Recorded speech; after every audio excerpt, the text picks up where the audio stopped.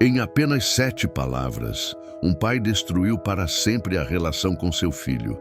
E quando descobriu o que realmente havia acontecido naquela noite, já era tarde demais. Esta é a história de Roberto, um homem de 45 anos que trabalhava como mecânico numa pequena cidade do interior. Desde que perdera a esposa num acidente 3 anos antes, ele lutava sozinho para criar Daniel, seu filho de 17 anos. O relacionamento entre eles havia se tornado tenso, cheio de discussões sobre responsabilidades, futuro e as constantes saídas noturnas do rapaz. Roberto trabalhava de segunda a sábado, às vezes até altas horas, para conseguir pagar as contas da casa e ainda guardar algum dinheiro para a faculdade que Daniel tanto sonhava em cursar. Era um pai dedicado, mas a pressão financeira e a saudade da esposa o deixavam constantemente irritado e impaciente. Você vai descobrir como um único momento de raiva cega pode destruir anos de amor e dedicação, e como nossas palavras podem se tornar armas mais afiadas que qualquer lâmina.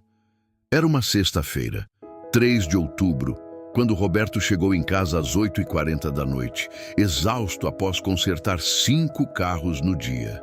Suas mãos ainda cheiravam a graxa e óleo, seus músculos doíam, e tudo o que queria era tomar um banho e descansar. Daniel não estava em casa, o que já era comum nos fins de semana.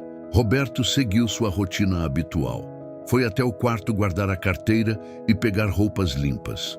Ao abrir a gaveta da cômoda, onde sempre deixava o dinheiro das contas da casa, seu coração disparou. A gaveta estava revirada, papéis espalhados, e o envelope com R$ 750 havia desaparecido.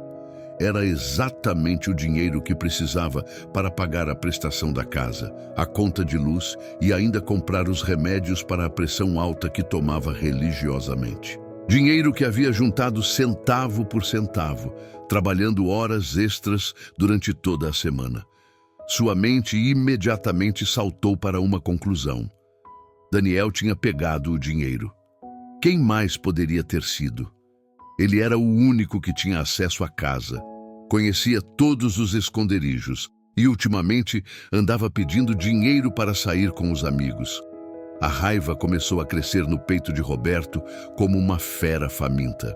As mãos tremeram, o rosto ficou vermelho e uma sensação de traição tomou conta de todo o seu ser. Como o próprio filho podia fazer isso com ele? Depois de tanto trabalho, tanto sacrifício, tanta dedicação. Quando Daniel chegou em casa às 10h15 da noite, Roberto estava esperando na sala, sentado na poltrona velha de couro, com os braços cruzados e o senho franzido. O rapaz entrou assobiando baixinho, ainda não havia percebido a tempestade que o aguardava. Roberto se levantou devagar, cada movimento carregado de uma tensão perigosa. Daniel percebeu que algo estava errado pelo silêncio pesado que pairava no ar. "Pai, aconteceu alguma coisa?" As 7 palavras que ele gritou ecoaram pela casa e mudaram tudo. "Você não é mais meu filho."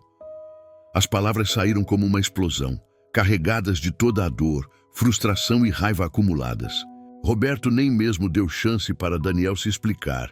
Nem perguntou o que havia acontecido, nem tentou ouvir qualquer justificativa. "Você roubou o dinheiro das contas, roubou de mim, que trabalho feito um condenado para sustentar esta casa. Depois de tudo que fiz por você, depois de todos os sacrifícios, você me apunhala pelas costas." Daniel tentou falar, tentou se aproximar, tentou explicar alguma coisa. Mas Roberto estava cego de raiva. Cada tentativa do filho de se defender era interpretada como mais uma mentira, mais uma manipulação. O rapaz ficou ali parado no meio da sala, com lágrimas escorrendo pelo rosto, enquanto ouvia seu próprio pai renegar sua paternidade. Seus lábios se moviam, tentando formar palavras que não conseguiam sair, como se a dor tivesse roubado sua voz. Então, em silêncio absoluto, Daniel subiu para o quarto, fez uma pequena mochila com algumas roupas e desceu novamente. Passou pela sala onde Roberto ainda caminhava de um lado para outro, respirando pesado como um touro ferido. "Pai, eu..." tentou dizer, mas Roberto o interrompeu. "Não tem mais pai aqui para você. Sai da minha casa e não volta mais." Daniel olhou para o homem que o criou, que lhe ensinou a andar de bicicleta, que ficava acordado quando ele estava doente, que trabalhava tanto para lhe dar um futuro melhor. Olhou uma última vez, gravou aquele rosto na memória e saiu pela porta da frente. Roberto ouviu o portão se fechar e sentiu uma satisfação amarga. Justiça havia sido feita. O garoto aprenderia o valor do dinheiro e do respeito na vida dura que o esperava lá fora. 3 dias depois, alguém bateu à sua porta. E a verdade veio à tona. Era Dona Francisca, a vizinha idosa que morava na casa ao lado. Ela segurava algo nas mãos e parecia preocupada. "Roberto, encontrei isso no meu quintal ontem de manhã, debaixo da mangueira. Acho que é do Daniel." Era uma carteira marrom, velha e desgastada, que Roberto reconheceu imediatamente. A carteira do filho. Com as mãos tremendo, ele a abriu e quase desabou. Dentro estavam os R$ 750, intactos, junto com alguns documentos e uma foto da mãe de Daniel. "Dona Francisca, a senhora sabe como isso foi parar no seu quintal?" A senhora suspirou fundo antes de responder. "Roberto, na noite de sexta-feira, eu ouvi um barulho estranho lá fora. Quando olhei pela janela, vi 2 homens correndo pela rua. Um deles jogou alguma coisa por cima do muro do meu quintal. Achei que fosse lixo. Só fui verificar ontem." Roberto sentiu o mundo desabar sobre seus ombros. A realização da verdade foi como um soco no estômago, tirando todo o ar de seus pulmões. Daniel não havia roubado dinheiro algum.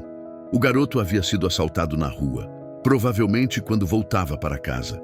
Os ladrões tinham revirado sua carteira, pegado o que queriam, e depois a descartaram no quintal da vizinha. Mas havia mais. Dentro da carteira, Roberto encontrou um recibo amassado.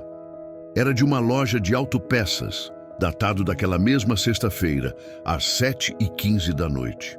Daniel havia trabalhado meio período numa oficina do outro lado da cidade e usado todo o seu salário para comprar uma peça que Roberto precisava para o carro, mas não tinha condições de comprar. O filho não só não havia roubado, como estava tentando ajudar. E quando chegou em casa naquela noite, provavelmente vinha pensando em como contar ao pai sobre o assalto, sobre o susto que havia levado, sobre o medo que sentiu.